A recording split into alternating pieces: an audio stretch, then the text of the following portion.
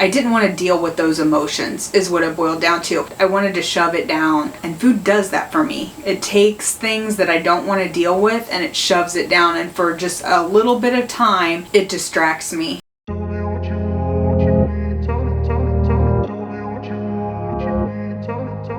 Hi guys, welcome to my channel. My name is Dawn and this channel is Dawn Does Keto. This channel is all about my accountability on the ketogenic diet. So this week I actually was going to talk about something completely different, but I had a really rough week. That actually inspired me to just completely change what I was going to talk about, and so what I'm going to talk about today is community, specifically the keto community.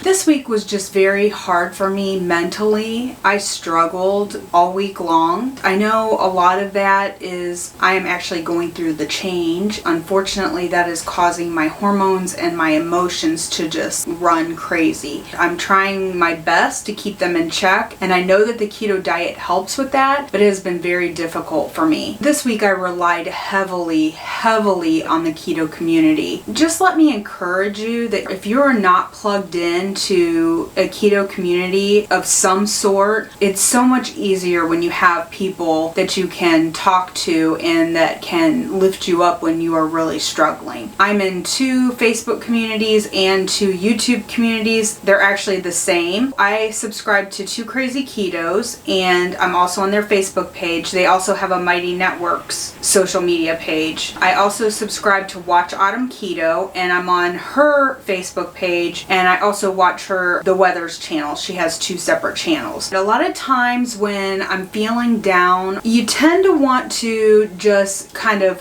retreat and retract and kind of go into your own space, your own head, just be alone. At least that's how I've always been in the past. But I'm finding that when I'm really truly struggling, the best thing for me to do is just completely immerse myself in the keto community, because it keeps me in the right headspace and it keeps me from going down a really dark hole. So that's what I did this week. And also, let me tell you that someone on the 2 Crazy Ketos Facebook page had mentioned that they needed more keto friends. And she mentioned she's in Ohio and I'm also in Ohio. I had commented, I'm also from Ohio, and a bunch of other people had commented they were from Ohio. I mean, way more than I ever expected. I didn't realize there were that many people in the 2 Crazy Ketos space that were from Ohio. So I suggested in there that we should plan a meetup. Well, that's kind of led to me planning a meetup. So I am actually planning an Ohio meetup, or a Buckeye meetup, in the middle of October.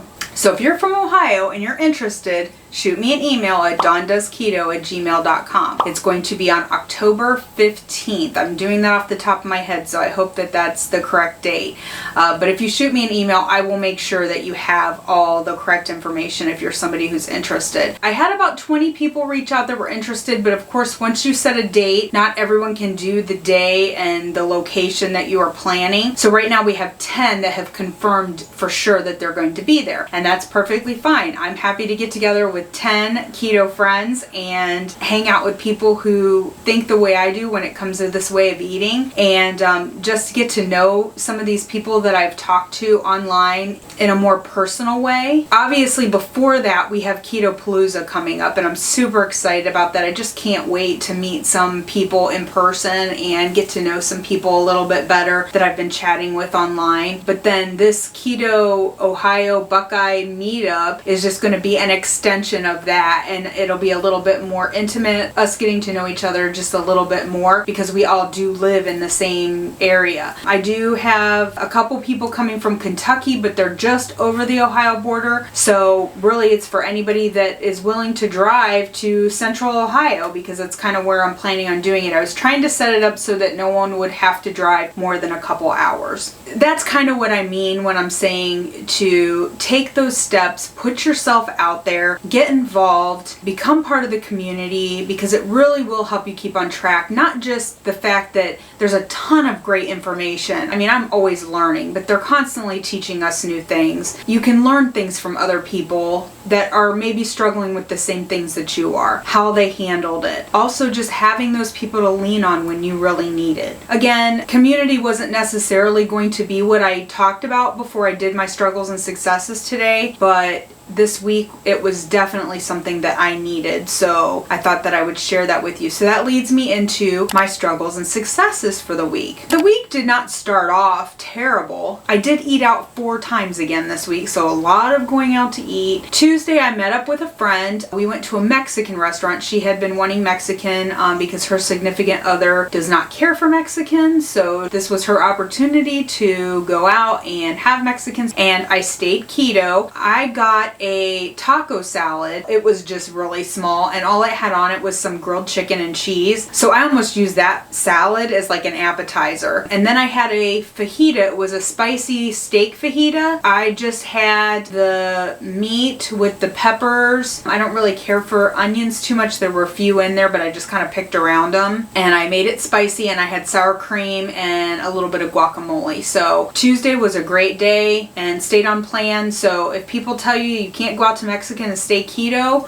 that's not true. On Wednesday, we had a particularly busy day, and we didn't get to eat all day, and at like 9 o'clock at night we were heading over to Mike's mom and dad's. I've told you before, we go over in the evening to help take care of my father-in-law. Mike had said, oh, I really want pizza. I've been craving pizza. And I was like, well, you can go ahead and get pizza, but I'm not going to have pizza. And so he was like, you know what? Never mind. I'm just going to drive through Chick-fil-A. And I was like, I really am hungry. I just didn't want to go off plan and eat pizza. So I got some grilled nuggets, and that was all I had. Just 2 containers full. I think it ends up being 24 grilled nuggets. I think there's 12 in each, but if you've ever been to Chick-fil-A, they're not very big. So that ended up just being my dinner, were those 24 grilled nuggets. That was all I had. So that was fine. My only downfall with that was it was late at night. It was like 9 o'clock, and I don't like to eat that late because I usually intermittent fast. But I hadn't eaten any dinner, so I just kept it as simple as possible. So then we get to Thursday. Thursday was a very rough day. I had decided prior to Thursday that I was going to fast all day because I had eaten out Tuesday night, I had eaten out Wednesday night, and we knew we were going out on Friday night. And so I was like, I don't want to really eat out 4 days in a row. So I am going to fast all day, and I'm just going to wait until we go out to eat Friday night. And I stuck to that plan for most of the day. It got to be evening, and without going into too much detail,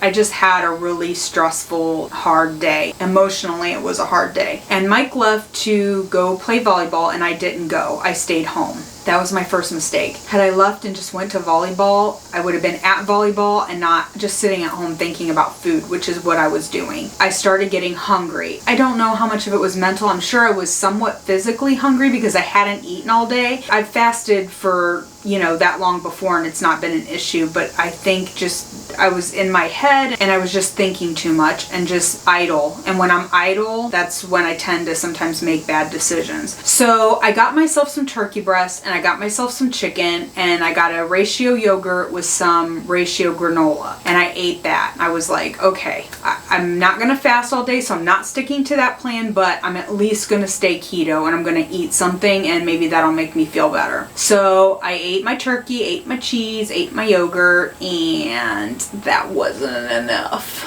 That's why I know it was mental. My body at that point was not physically hungry anymore. I just needed something. I don't know if it was comfort. I was stressed. I was angry. I was hurt. I had a lot of emotions going on, and I didn't want to deal with those emotions, is what it boiled down to. As a matter of fact, one of my girlfriends, I had messaged her and said, really having some bad food thoughts, like wanting something bad, not sure what to do. And she's like, hey, call me. Do you want to talk? And that's not what I wanted. I didn't want to deal with what I was dealing with. I didn't want to deal with it. I wanted to shove it down. And food does that for me. It takes things that I don't want to deal with and it shoves it down. And for just a little bit of time, it distracts me from whatever it is that's going on in my mind or in my life. So I jumped in my car and I went to McDonald's, which is something I have not done in a very, very long time. And there's 2 problems with that. 1, I wasn't hungry. 2, I hadn't planned for it. As you guys know from my past videos, this is something that when I'm gonna eat off plan, I plan for it. And I have a strategy as far as eating off plan. This was just a spur of the moment. I want to stifle these emotions and I'm going to jump in my car and I'm going to do whatever it takes to do that. And that's exactly what I did. I binge ate at McDonald's. I had way more than I should have had, and I would have had a dessert too, but they were out of them.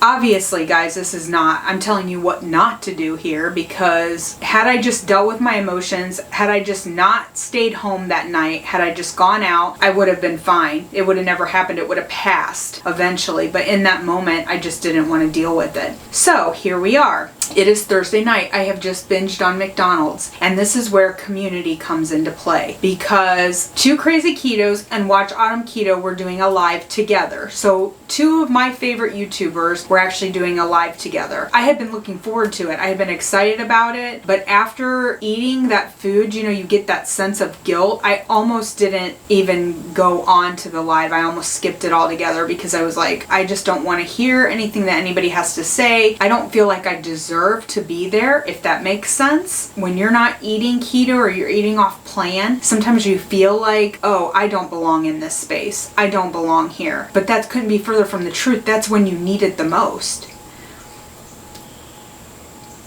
Sorry, guys.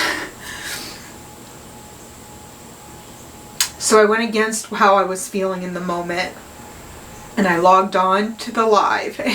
And it was the best decision I could have made, because I feel like getting back in that space and talking to people who understand how I feel when it comes to food just helped snap me out of it. I didn't talk about specifics. I still didn't talk about exactly what had happened that day, because that's really not important. What's important is how I deal with my emotions, and dealing with them with food is not the way to go. But I just know that the people in that space have gone through the same things that I'm going through and have had the same feelings that I've had. They didn't know that I had binge ate McDonald's that day.